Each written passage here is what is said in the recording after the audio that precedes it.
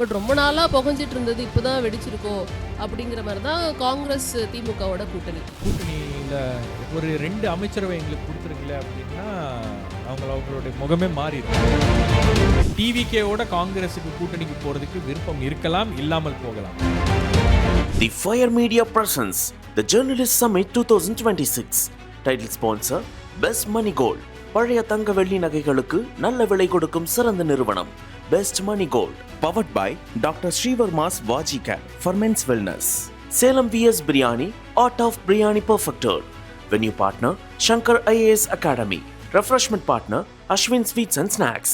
உங்களுக்கு கூட்டணிக்குள்ள வந்த கட்சிகள்லாம் பாஜக எதிர்ப்பு அப்படின்ற ஒரு விஷயத்துல தான் அவங்க எல்லாம் வந்து ஐடியாலஜிக்கலா உள்ள வந்திருக்காங்க. நாம கடந்த காலங்களில் பார்த்த தேர்தலை போல இந்த தேர்தல் என்பது இருக்காது. இந்த தேர்தல் முற்றிலுமாக ஒரு மாறுபட்ட தேர்தலாக இருக்கும். தாவேகாவுடைய வருகை அப்படின்றது அந்த ஈக்குவேஷன்ஸ் வந்து கம்ப்ளீட்டா சேஞ்ச் பண்ணியிருக்கு. மூன்றாவதா ஒரு கட்சி, ஒரு ஸ்ட்ராங்கான பிளேயர் தமிழ்நாட்டில் தேவைப்படுறாங்களா அப்படின்றத மக்கள் தான் முடிவு பண்ணுவாங்க. இன்னைக்கு இருக்கக்கூடிய வெல் எஸ்டாப்ளிஷ்ட் பொலிட்டிக்கல் பார்ட்டிஸ் வந்து யங்ஸ்டர்ஸோட ரொம்ப டிஸ்கனெக்டடாக இருக்காங்க. குறிப்பாக அந்த ஜென்சி வைப் வித் வட்ட செயலாளர் அப்படின்ற மாதிரிலாம் வந்து போய் ரீச் ஆகி கேம்பெயின் பண்ண வேண்டிய ஒரு கட்டாயம் அப்படின்லாம் வந்திருக்கு அப்படின்னு தான். திரு மு க ஸ்டாலின் அவர்கள்லாம் வந்து குயின் மேரிஸ் கல்லூரிக்கு போகும்போது கைது செய்யப்பட்டார். இந்த 2 கட்சிகளும் இளைஞர்களை குறைச்சி மதிப்பில்லை. ஒரு குடும்பத்தில் இருக்கக்கூடியவர் தான் வந்து எம்எல்ஏவா இருப்பாரு, அவர் தான் மாவட்ட செயலாளராக இருப்பாரு, அவர் தான் மினிஸ்டராகவும் இருப்பாரு, அவர் பையன் தான் எம்பியா இருப்பாரு. அது சீமான் மாதிரியே வந்து ஒரு 10 பேர் இருப்பாங்க. அவரும் ஏதோ ஒரு பிரச்சாரத்தை தொடர்ச்சியா ஒரு 30 வருஷமா பண்ணிட்டு இருக்காரு அப்படின்றது கிளியரா தெரியுது. ஐயோ, இவருக்கு எப்படி இவ்வளவு கூட்டம் வருது, என்ன பண்ணி வச்சிருக்காரு அப்படின்னு பார்க்கும்போது, நீ யாருக்குடா ஓட்டு போடுவ அப்படின்னு பசங்க கிட்ட கேட்டா விசிலுக்கு தான் ஓட்டு போடுவேன் சொன்னா அவங்களுக்கே அப்பதான் தெரியுது. விஜய்க்கு ஓட்டு போடுறேன்னு சொல்றான் சார், சரி அவன் தான் போய் ஓட்டு போடுவானா, அவங்க அம்மாவையும் கூட்டு போய் ஓட்டு போடுவேன், இந்த இவங்க எல்லாம் எங்க போயிட போறாங்க அப்படின்ற மாதிரி ஒரு எண்ணம் அப்படின்றது திமுகவில் இருந்திருக்கும்னு நினைக்கிறேன். இங்க யாரையும் வந்து நாம கேபினெட்ல கூடுதலாக ஒரு அமைச்சராக நான் வந்து அலோவ் பண்ண மாட்டோம். The Fire Media presents the Journalist Summit 2026. Title sponsor Best Money Gold. Powered by Srivarma Vajika, Salem VS Biryani. Venue partner Shankar IAS Academy. Refreshment partner Ashwin Sweets and Snacks. 26 election வந்து என்ன மாதிரியான pattern ஒரு comparison ஓடிட்டு இருக்கும். இது வந்து 2011 மாதிரி இல்லை 96 மாதிரி அப்படிங்கிற ஒரு பேட்டர்ன்லாம் ஓடிட்டு இருக்கும். ஸோ சில நேரங்களில் வந்து ரொம்ப டிஃப்ரெண்ட்டான எலெக்ஷனாக இருக்கும் இது அப்படின்னு ஒரு கிளைமும் இப்போ போயிட்டு இருக்கு. ஸோ ஒரு நியூ பிளேயர் உள்ளே வந்திருக்கிறாங்க அப்படின்னு நீங்கள் எப்படி பார்க்குறீங்க 26 எலெக்ஷன்? ஒவ்வொரு எலெக்ஷனும் வந்து வெவ்வேறு பேட்டர்ன்ஸில் தான் இருக்கும். நீங்கள் ஒரு எலெக்ஷன் இந்த மாதிரி இருக்கும் அப்படின்னு அந்த கம்பேரிசனே ராங். ஏன் அப்படின்னா இஷ்யூஸ் டிஃபர் ஆகும், மக்களுடைய எதிர்பார்ப்புகள் வந்து மாறும். அப்போ இருக்கக்கூடிய பொலிட்டிக்கல் சிச்சுவேஷன் எப்படி இருக்குது அப்படின்றத நம்ம வந்து பார்ப்போம், அனலைஸ் பண்ணுவோம். மக்கள் வந்து ஒரு விதமான ஒரு கருத்தை உள்ளே வச்சுருப்பாங்க. அந்த எலெக்ஷன் வந்து மற்ற யார் வேணால் என்ன வேணால் சொல்லலாம், ஆனால் மக்களுக்கு தெரியும் இந்த எலெக்ஷன் எப்படி போயிட்டுருக்கு அப்படின்னு. என்னை பொறுத்த வரைக்கும் இது இந்த மாதிரி தான் இருக்கும் அப்படின்றத டிஃபைன் பண்ணுறது ரொம்ப கஷ்டம். குறிப்பாக இந்த எலெக்ஷன் வந்து நம்ம டிஃபைன் பண்ணுறது வந்து கூடுதலாகவே கொஞ்சம் சிரமங்கள் இருக்கிறது எல்லாருக்கும் அப்படிங்கிற ஒரு வார்த்தை வருதுல, அதுக்கு ஆமாம். ஏன் அப்படின்னா நாம் கடந்த காலங்களில் பார்த்த தேர்தலை போல இந்த தேர்தல் என்பது இருக்காது. இந்த தேர்தல் முற்றிலுமாக ஒரு மாறுபட்ட தேர்தலாக இருக்கும். குறிப்பாக ஒரு பைபோலார் கான்டெஸ்ட் தான் நம்ம வந்து எப்போவுமே பார்த்துட்ருக்கோம். திமுக வெர்சஸ் அதிமுக, திமுக கூட்டணி வெர்சஸ் ஏடிஎம்கே கூட்டணி அப்படின்னு தான் பார்த்துட்ருக்கோம். பட் இந்த தேர்தலில் விஜயுடைய வருகை அப்படின்றது, தாவேகாவுடைய வருகை அப்படின்றது அந்த ஈக்குவேஷன்ஸை வந்து கம்ப்ளீட்டாக சேஞ்ச் பண்ணியிருக்கு. பொலிட்டிக்கல் லேண்ட்ஸ்கேப்பை அது வந்து டிஸ்ரப்ட் பண்ணியிருக்கு. நான் ஸ்பாயில் பண்ணியிருக்கு அப்படின்னு சொல்ல மாட்டேன், டிஸ்ரப்ட் பண்ணியிருக்கு. அந்த என்டையர் பேட்டர்னையே அது வந்து வித்தியாசமாக மாற்றி இருக்கிறது. வேறு இஷ்யூஸ் வந்து it has come to four. Like நீங்கள் வந்து ஏற்கனவே அரசியல் கட்சிகள் தமிழ்நாட்டில் பேசின இஷ்யூஸ் எல்லாம் வந்து தாண்டி புது விஷயங்கள் வந்து இன்றைக்கி பேசணும் அப்படின்ற ஒரு கட்டாயம் வந்து வந்திருக்கு. ஒட்டுமொத்த கேம்பெயின் ஸ்ட்ராட்டஜியை மாற்ற வேண்டிய கட்டாயம் 2 கட்சிகளுக்கும் வந்திருக்கிறது, திமுக அதிமுக போன்ற கட்சிகளுக்கு வந்திருக்கு. ஸோ நாம் பார்க்குறது வந்து ஒரு புது விதமான தேர்தல். இது எந்த தேர்தலோடையும் கம்பேர் பண்ணுறது கொஞ்சம் சிரமம்னு நினைக்கிறேன். டிஎம்கே ஏடிஎம்கே 77க்கு அப்புறம் வந்து கிட்டத்தட்ட வந்து மோர் தென் 45 இயர்ஸாக இப்படி தான் ஓடிட்டு இருக்கு அப்படிங்கிறத பார்க்க முடியுது. மூன்றாவதாக ஒரு பார்ட்டி உள்ளே வந்தாலும் அது பெருசாக வந்து இங்கே சோபிக்கிறது இல்லை அப்படிங்கிறதையும் நம்மளால் பார்க்க முடியுது. பட் இது எப்படி இருக்கும்? மூன்றாவதாக ஒரு கட்சி, ஒரு ஸ்ட்ராங் பிளேயர் தேவையா தமிழகத்துக்கு, இல்லை மறுபடியும் இந்த திராவிட கட்சிகளை நோக்கி தான் பயணம் இருக்குமா? எப்படி பார்க்குறீங்க நீங்கள்? மூன்றாவதாக ஒரு கட்சி ஒரு ஸ்ட்ராங்கான பிளேயர் தமிழ்நாட்டில் தேவைப்படுறாங்களா அப்படின்றத மக்கள் தான் முடிவு பண்ணுவாங்க. அதுதான் இந்த தேர்தலில் இருக்கக்கூடிய ஒரு பிரைம் அஜெண்டாவாக இருக்கிறது. மீண்டும் ஆட்சி அமைக்கக்கூடிய அல்லது ஆட்சி நடத்தி கொண்டிருக்கக்கூடிய திமுகவுக்கும் அதிமுகவுக்கு நாம் வாக்களிக்கிறதா, அல்லது ஒரு புதிய பிளேயர் வராருன்னா நாம் ஏன் அவருக்கு ஒரு சான்ஸ் கொடுக்கக்கூடாது அப்படின்ற ஒரு எண்ணம் மக்கள் மத்தியில் இருக்கா அப்படின்றது தான் இந்த எலெக்ஷனில் இருக்கக்கூடிய மிக முக்கியமான கேள்வி. இப்போ நாம் நிறைய யங்ஸ்டர்ஸ்கிட்ட பேசும்போது அவங்க சொல்கிற விஷயம் என்னென்னா, ஒரு புது பிளேயர் வந்தால் என்ன தப்பு அப்படின்னு கேட்குறாங்க. ரெண்டாவது, இந்த யங்ஸ்டர்ஸ் இந்த மாதிரியான ஒரு கேள்வியை கேட்குறதுக்கான காரணம் என்ன அப்படின்னு பார்த்தீங்கன்னா, இன்றைக்கி இருக்கக்கூடிய வெல் எஸ்டாப்ளிஷ்ட் பொலிட்டிக்கல் பார்ட்டிஸ் வந்து யங்ஸ்டர்ஸோட ரொம்ப டிஸ்கனெக்டடாக இருக்காங்க. அவங்களுடைய பிரச்சனைகள், அவங்களுடைய ஆஸ்பிரேஷன்ஸ், அவங்களுடைய அபிலாஷைகள், அவங்களுடைய தேவைகள் எதையும் புரிந்து கொள்ளாமல் அவர்கள் வந்து இந்த ஒரு செக்மெண்ட்டை நாம் வந்து தேவைன்னா பயன்படுத்திக்கலாம், மற்றபடி அவங்களா வந்து இன்ஸ்டாகிராமை பார்த்து ட்விட்டரை பார்த்து வந்து ஓட்டு போட்டால் சரி.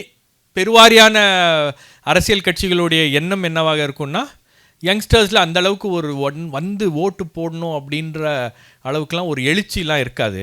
அவங்களாம் வரமாட்டாங்க. எங்கே சார் எலெக்ஷன் அன்றைக்கி தூங்கிட்டு இருப்பாங்க, இல்லை ஏதாச்சும் டூருக்கு போயிடுவாங்க, இல்லை ஏதாச்சும் ட்ரிப்புக்கு போயிடுவாங்க அப்படின்ற மாதிரி தான் ஒரு எண்ணம் என்பது இருக்கிறது. அந்த குறிப்பாக அந்த ஜென்சி க்ரௌடை வந்து அப்படி தான் இது வரைக்கும் ஹேண்டில் பண்ணிகிட்டு இருக்காங்க.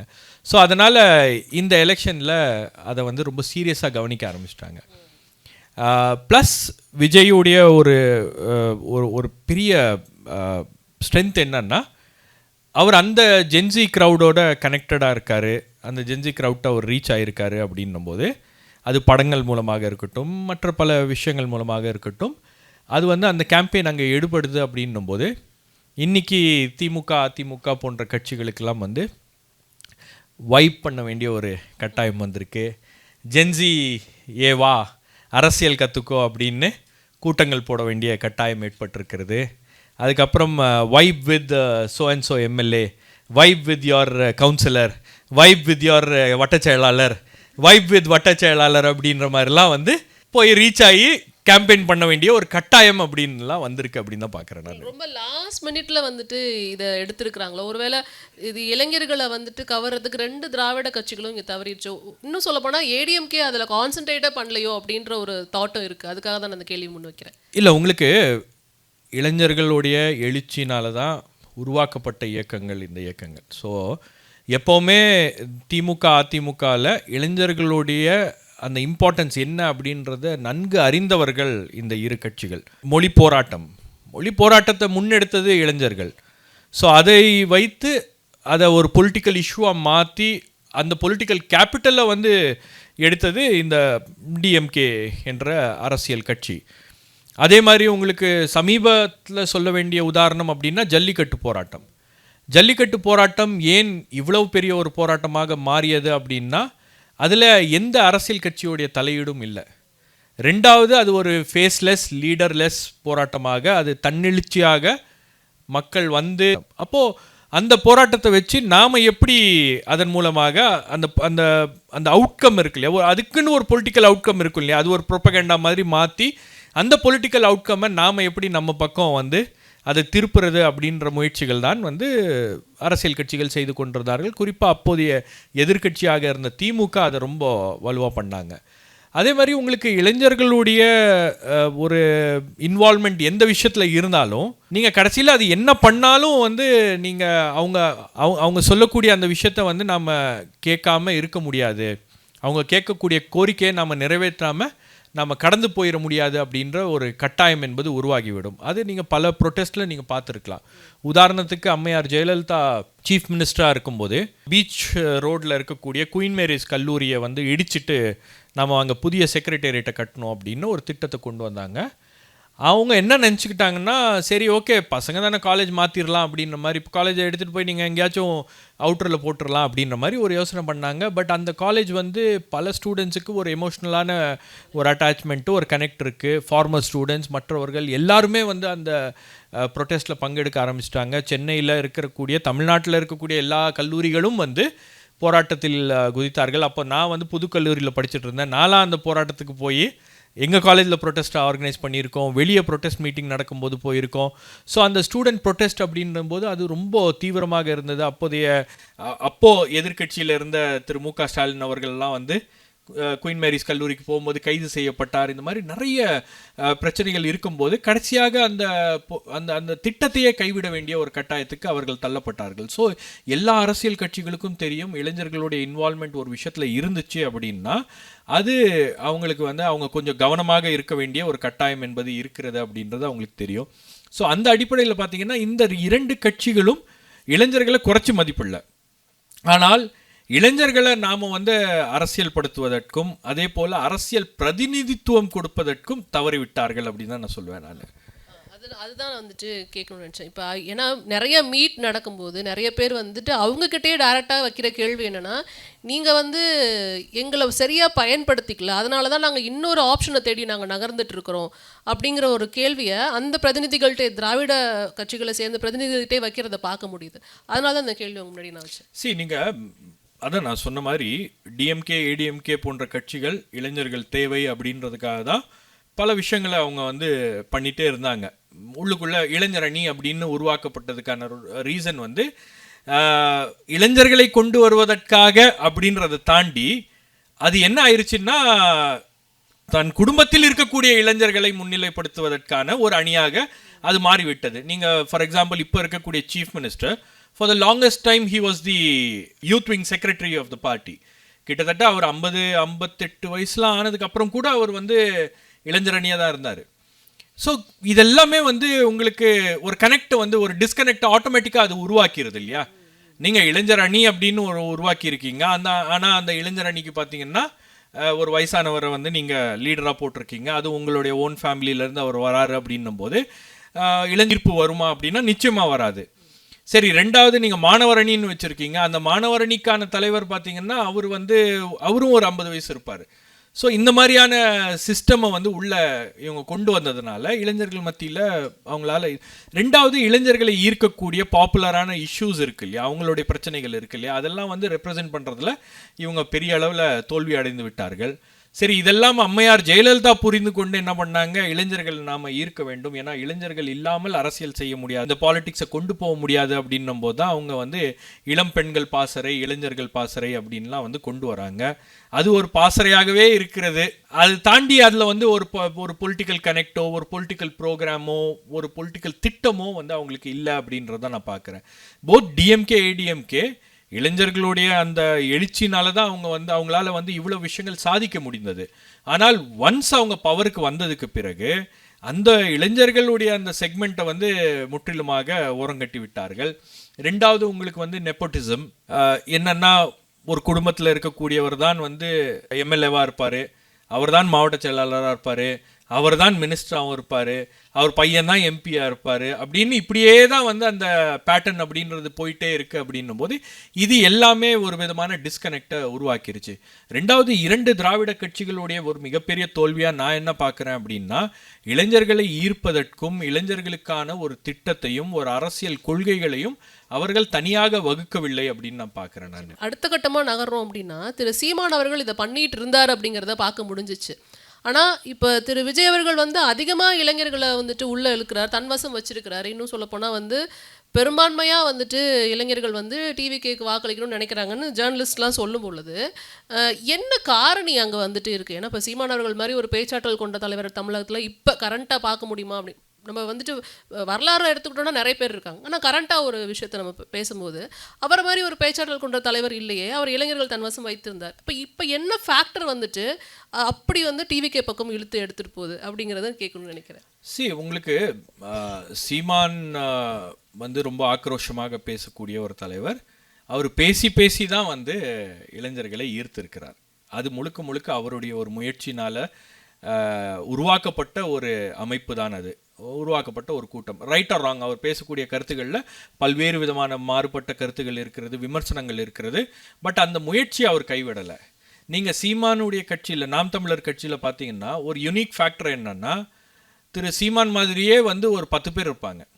இடும்பவனம் கார்த்தி, சாட்டை துரைமுருகன், அதுக்கப்புறம் மற்றவர்கள் அவரை மாதிரியே பேசுவாங்க. அதே பாடி லாங்குவேஜில், அதே மாடுலேஷனில், கிட்டத்தட்ட ஒரு கார்பன் காப்பி மாதிரி இருக்கும். இவர் அங்கே போகலன்னா கூட மற்றவர்கள் போய் பேசினாலும் அந்த கூட்டத்தை என்கேஜ் பண்ணுற அளவுக்கு டேலண்டடான சில இளைஞர்களை அவரே உருவாக்கி இருந்தார்.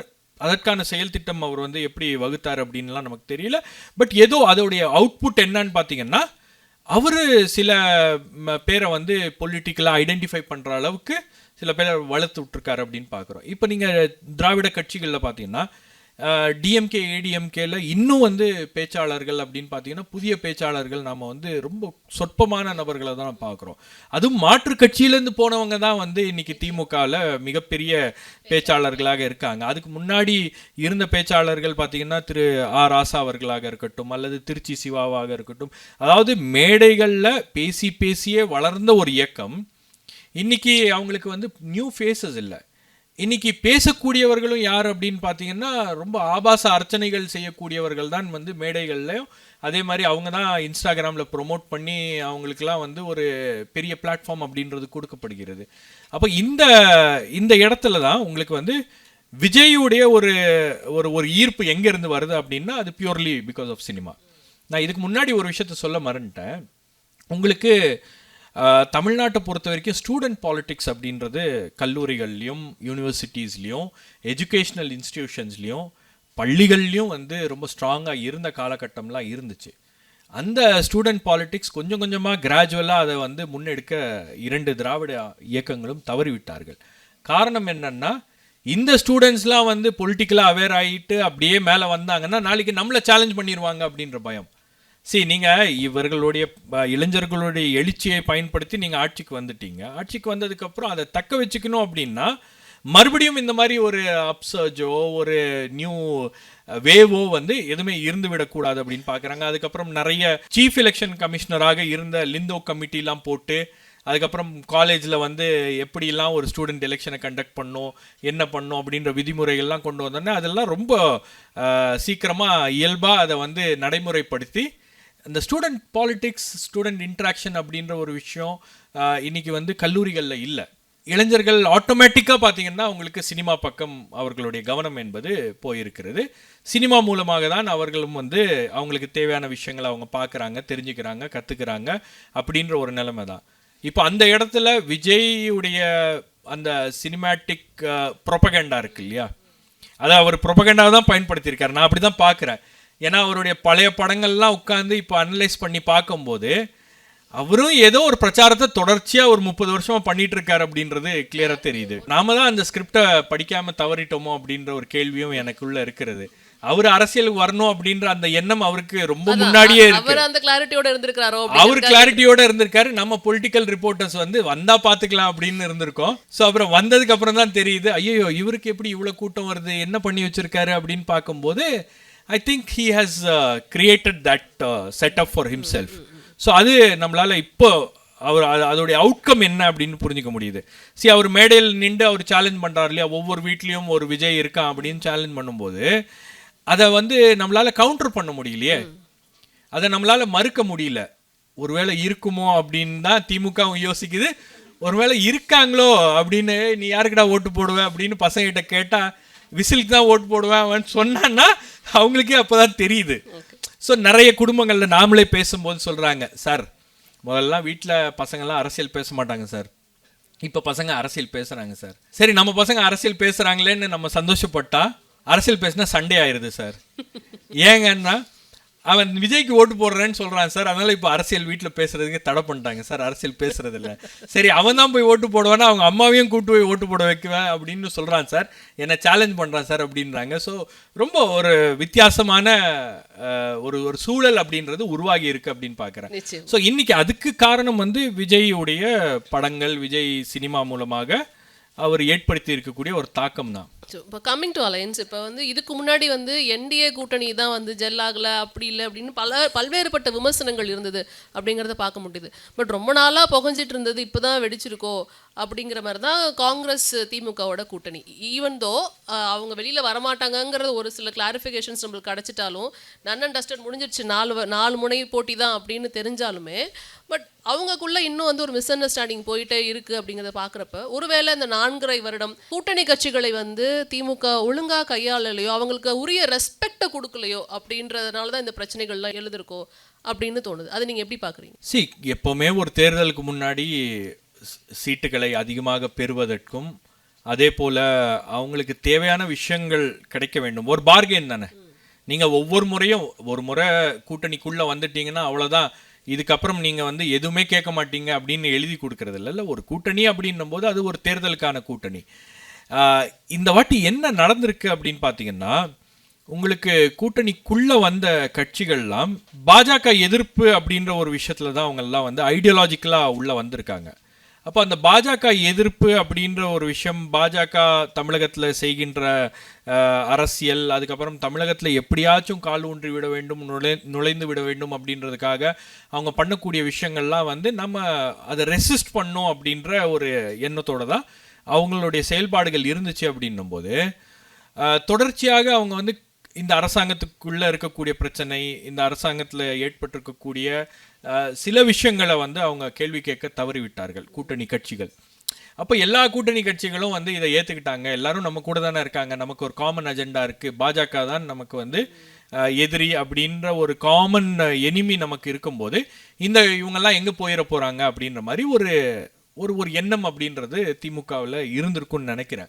ஸோ அதனுடைய ஒரு வெளிப்பாடு தான் பார்த்தீங்கன்னா உங்களுக்கு இந்த கூட்டணி கட்சிகளை வந்து அவங்க கொஞ்சம் டேக்கன் ஃபார் கிராண்டடாக எடுத்துட்டாங்களோ அப்படின்ற ஒரு கேள்வி இருக்குது. ஏன்னா கடந்த முறை சீட்டுக்கான அந்த பேச்சுவார்த்தை நடத்தும் போது பல பேர் வந்து கூடுதலான இடங்களை கேட்டுட்டு இருந்தாங்க. ஆனால் லாஸ்ட்டில் பார்த்தீங்கன்னா திமுக அதிக இடங்களில் நிற்கணும் அப்படின்றதுக்காக அவங்க என்ன பண்ணாங்கன்னா, சரி ஓகே நீங்கள் அதிக இடங்களில் நிற்கணும், பாஜகவுடைய ஒரு த்ரெட் இருக்குது அப்படின்னும் போது நாம் சில காம்ப்ரமைஸ் பண்ணிக்கிறோம் அப்படின்னு சொல்லிட்டு தான் விசிகே மற்றவர்கள் லெஃப்ட் பார்ட்டிஸ் இவங்கெல்லாம் 6 சீட்டுக்கு ஒத்துக்கிட்டது.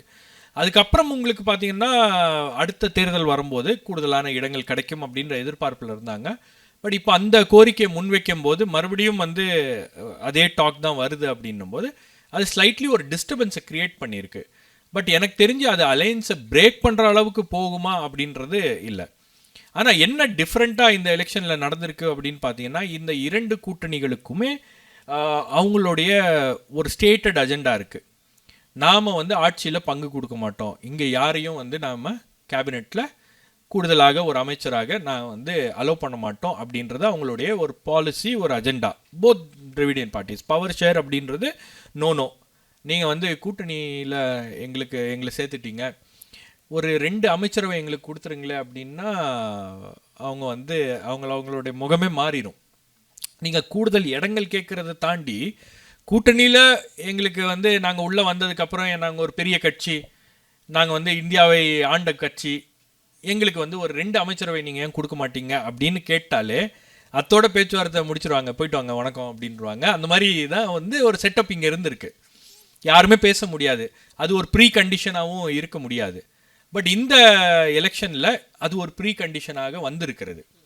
இப்போ அதுதான் வந்து இந்த 2 கட்சிகளுக்கும் ஒரு இடைஞ்சலையும் ஒரு பிரச்சனையும் ஏற்படுத்தி இருக்கிறது. ஏன்னா இந்த 4 செவத்துக்குள்ளே ஆட்சியில் பங்கு அப்படின்னு பேசக்கூடிய ஒரு விஷயத்த டிவிக்கே பொதுவெளியில் அதை போட்டு உடச்ச உடனே இப்போ நீங்கள் எனக்கு இது ஆட்சியில் பங்கு கொடுக்குறீங்களா இல்லையா, இல்லைனா எனக்கு வேற ஒரு கட்சி இருக்குது நான் அங்கே போட்டா இல்லையா அப்படின்ற மாதிரி ஒரு லெவரேஜ் பண்ணக்கூடிய ஒரு ஏற்பாடு அப்படின்றது நடந்திருக்கு அப்படின்னு பார்க்குறேன். இப்போ டிவிகேவோட காங்கிரஸுக்கு கூட்டணிக்கு போகிறதுக்கு விருப்பம் இருக்கலாம், இல்லாமல் போகலாம். ஆனால் டிவிகேக்கு போயிடுவாங்களோ, ஆட்சியில் பங்கு கொடுத்துருவாங்களோ அப்படின்ற மாதிரி ஒரு இது வந்துடக்கூடாது, அங்கே அந்த பார்கெயினுக்கு அவங்க செட்டில் ஆகிடக்கூடாது அப்படின்னும் போது இங்கே கூடுதலான தொகுதிகளும் மற்ற விஷயங்களும் கேட்டு பெறுவதற்கான ஒரு வாய்ப்பாக அது அமைந்திருக்கிறது. இந்த கேள்வி எங்கேருந்து வந்தது அப்படின்னா, நம்ம பல்வேறு கட்டமாக வந்துட்டு கவர்மெண்ட் நடத்துகிற ஃபங்க்ஷன்ஸை பார்த்துட்டு இருக்கோம். அங்கெல்லாம் வந்து பெருசாக வந்து கூட்டணி கட்சிகளோட பிரதிநிதிகள் வந்து நம்ம பார்க்கவே முடியறதில்ல. அவங்கள மையப்படுத்தியும் அது நடக்கிற மாதிரி தெரியல. அண்ட் ஆல்சோ நிறைய விஷயங்கள் வந்து டெல்லி தலைமைக்கு, காங்கிரஸ் தலைமைக்கு போயிருக்கு, சரியான ஒரு ரெஸ்பெக்ட் இல்லை கட்சியில் உள்ளற அப்படிங்கிற விஷயம் போயிருக்கு அப்படிங்கிறத நிறைய ஜேர்னலிஸ்ட் வந்து விவாதிக்கிறத நம்மளால பார்க்க முடியுது. ஸோ அதனால தான் இந்த கேள்வியை நான் முன்னாடி வச்சேன். அது உண்மையாகவே அந்த மாதிரி ஒரு மனக்கசப்பு இருக்கா? அதாவது தலைவர்களுக்கு இருக்கும், லீடர்ஸ்க்கு வந்துட்டு ஒரு ரெஸ்பெக்ட் இருக்கும், கேடர்ஸ்க்கு வந்துட்டு உரிய ரெஸ்பெக்ட் இல்லைங்கிற விஷயத்தை பற்றி பேச இல்லை, அது உண்மைதான். ஏன்னா உங்களுக்கு வந்து ஒரு பொது நோக்கத்துக்காக அவங்க உள்ளே வந்திருக்காங்க, பொது நோக்கத்துக்காக ஒரு கூட்டணியாக அவர்கள் உருவெடுத்திருக்கிறார்கள், மாறி இருக்கிறார்கள், ஒன்றாக வேலை செய்ய வேண்டும் அப்படின்ற ஒரு அஜெண்டாவோடு அவங்க வந்திருக்காங்க அப்படின்னும் போது அவங்களுக்கு சரியான மரியாதை கொடுக்கப்படவில்லை. இப்போ நீங்கள் என்ன ப்ராப்ளம் அப்படின்னு பார்த்தீங்கன்னா, தலைவர்களுக்குள்ளே எந்த பிரச்சனையும் கிடையாது. தலைவர்கள் இப்போ திரு M.K. ஸ்டாலின் சீஃப் மினிஸ்டர் ஏதாச்சும் ஒரு விஷயம் அப்படின்னா உடனே லைனுக்கு போய் பேசிடுறாரு, அதை அட்ரஸ் பண்ணணுன்னு பார்க்குறாரு. ஆனால் அவரை மாதிரியே கீழே இருக்கக்கூடிய அமைச்சர்களும் இருக்கிறார்களா, கீழே இருக்கக்கூடிய மற்ற கூட்டணியில் இருக்கக்கூடிய, அதாவது திமுகவில் இருக்கக்கூடிய மற்றவர்களும் அதே மனநிலையோடு செயல்படுகிறார்களா அப்படின்னா அது ஒரு $1 million கொஸ்டின். அந்த இடத்துல உங்களுக்கு எங்களை சரியாக கவனிக்கிறதில்ல, எங்களை சரியாக மதிக்கிறதில்ல. கவனிக்கிறதில்ல அப்படின்னா அவங்களுக்கு சில வேலைகள் நடக்கணும், ஒரு டிரான்ஸ்ஃபரோ போஸ்டிங்கோ அல்லது ஒரு வாரிய தலைவர், இந்த மாதிரியான விஷயங்கள்லாம் சில எதிர்பார்ப்புகள் இருக்கும். அந்த எதிர்பார்ப்புகள்லாம் எந்த இடத்துலையும் பூர்த்தி செய்யவில்லை அப்படின்னும் போது அது எல்லாமே ஒரு பிரச்சனையாக தற்போது வெடித்திருக்கிறது. இப்போ லீடர்ஸ் முடிவு பண்ணிட்டாங்க, ரைட் ஓகே தலைமை முடிவு செய்து விட்டது, நாம் இந்த கூட்டணியில் தான் தொடர்கிறோம் அப்படின்னா அதை தொண்டர்கள் ஏற்றுக்கொள்வார்களா அப்படின்னா அடுத்த கேள்வி எழுந்துள்ளது. இதெல்லாம் என்ன யூஸ்வலாக என்ன ஆகும் அப்படின்னு பார்த்தீங்கன்னா, உங்களுக்கு கலைஞர் அவர்கள் இருக்கும்போது இன்னொரு கட்சியில் கூட இருக்கக்கூடிய கூட்டணியில் என்ன நடந்துட்டுருக்கு அப்படின்ற அந்த பல்ஸ் எல்லாம் அவர் கேட்டு தெரிஞ்சுப்பார். ஒரு டைரக்ட் கம்யூனிகேஷனை வச்சுட்டே இருப்பார், ஒரு சேனல் ஆஃப் கம்யூனிகேஷனை எப்போவுமே மெயின்டைன் பண்ணிகிட்டே இருப்பார். ஸோ அதன் மூலமாக இந்த மாதிரி சின்ன சின்ன பிரச்சனைகள் ஏதாச்சும் வந்தால் கூட அதை அட்ரஸ் பண்ணுவதற்கான ஒரு இடத்துல அவர் இருந்தார். ஸோ பேசிக்கலி அந்த பொலிட்டிக்கல் இன்டெலிஜென்ஸ் அவர் கேதர் பண்ணிகிட்டே இருப்பார் ஆஸ் அ பார்ட்டி லீடராக. இப்போ அந்த இதெல்லாமே அவுட் சோர்ஸ் ஆயிடுச்சு. இப்போ என்ன ஆயிடுச்சு அப்படின்னு பார்த்தீங்கன்னா, வியூக வகுப்பாளர்கள்லாம் வந்துட்டாங்க. வியூக வகுப்பாளர்கள்லாம் சொல்லக்கூடிய வியூகத்தின் அடிப்படையில் தான் கட்சிகளும் தலைவர்களும் செயல்படுகிறார்கள். அதே வியூக வகுப்பாளர்கள் தான் 2016 எலெக்ஷனில் நீங்கள் திமுக ஒன்றும் பிரச்சனை இல்லை, நமக்கு கூட ஒரு கட்சி வந்தால் போதும், we will be able to make it அப்படின்ற மாதிரி ஒரு சூழல் இருந்துச்சு. ஏன்னா 2011 பார்த்தீங்கன்னா உங்களுக்கு ஜெயலலிதாவோட தேமுதிக போனாங்க, அது ஒரு பெரிய பூஸ்ட் கொடுத்துருச்சு. அப்படின்னும் போது 2016 அந்த மாதிரியான ஒரு சிச்சுவேஷன் இருக்குது அப்படின்னும் போது ஒரு கட்சி வந்தால் போதும் அப்படின்னு சொல்லிட்டு அவங்க இது பண்ணிட்டுருந்தாங்க. அதனால் மற்ற கட்சிகளை உதாசீனப்படுத்த ஆரம்பிச்சிட்டாங்க. உதாரணத்துக்கு விசிகே திருமாவளவன் அவர்களை உதாசீனப்படுத்தினாங்க, அதுக்கப்புறம் வைகோ அவர்களை உதாசீனப்படுத்தினாங்க. அந்த ரூம்குள்ளே நடந்த அந்த பேச்சுவார்த்தைகள்லாம் நம்ம அது சம்பந்தமான தகவல்கள் கேட்கும்போது நமக்கே என்ன இப்படி மோசமாக பேசியிருப்பாங்க அப்படின்ற மாதிரி இருந்துச்சு. அதுக்கப்புறம் தான் மக்கள் நல கூட்டணி அப்படின்ற ஒரு கூட்டணி என்பது உருவாச்சு. ஸோ உங்களுக்கு இன்னைக்கு இருக்கக்கூடிய சூழலில் இந்த லீடர்ஸ் மத்தியில் ஒரு இணக்கம் அப்படின்றது இருக்குது. ஆனால் கீழே இருக்கக்கூடிய நிர்வாகிகள் மத்தியில் மற்றவர்களுக்கு அந்த உரிய மரியாதை கொடுக்கவில்லை அப்படின்றத இவங்க ஒரு கம்ப்ளைண்டாகவே சொல்லியிருக்காங்க ராகுல் காந்திக்கு. ராகுல் காந்தி அதை எழுப்பியும் இருக்கிறார் ஒரு பேச்சுவார்த்தையில். ஸோ அந்த பிரச்சனை இருக்க தான் செய்யுது. அது எப்படி எதிரொலிக்கும் அப்படின்னு நமக்கு தெரியல. நிச்சயமா இந்தியா அலையன்ஸ் வாங்கின பர்சன்டேஜ் இல்லை, அது கேள்விக்குறியாவே இருக்கட்டுமே. 2021 முன்னாடி இருந்த பர்சன்டேஜ் என்ன டிஎம்கேது? ஒரு இன்கம்பன்ட் கேண்டிடேட்டை நீங்கள் மறுபடியும் செலக்ட் பண்ணுறதுக்கு விரும்புவீங்களா அப்படின்னு கேட்டதுக்கு ஒரு 33% பேர் சொல்லியிருக்காங்க இல்லை, we would prefer new people. கட்சி மீது ஒரு அதிருப்தி என்பது இருக்கிறது, திமுக மீது கடுமையான அதிருப்தி என்பது இருக்கிறது. செய்த ஒரு மிகப்பெரிய தவறு நான் என்ன பார்க்குறேன்னா, The Fire Media presents the Journalist Summit 2026. Title sponsor Best Money Gold. பழைய தங்க வெள்ளி நகைகளுக்கு நல்ல விலை கொடுக்கும் சிறந்த நிறுவனம் Best Money Gold. Powered by Dr. Srivarma's Vaji Care for Men's Wellness. Salem VS Biryani, Art of Biryani Perfected. Venue partner Shankar IAS Academy. Refreshment partner Ashwin Sweets and Snacks. The Fire Media presents the Journalist Summit 2026. Title sponsor Best Money Gold. பழைய தங்க வெள்ளி நகைகளுக்கு நல்ல விலை கொடுக்கும் சிறந்த நிறுவனம் best money gold. Powered by doctor Srivarma's Vaji care for men's wellness. Salem VS biryani, art of biryani perfected. Venue partner Shankar IAS academy. Refreshment partner Ashwin sweets and snacks.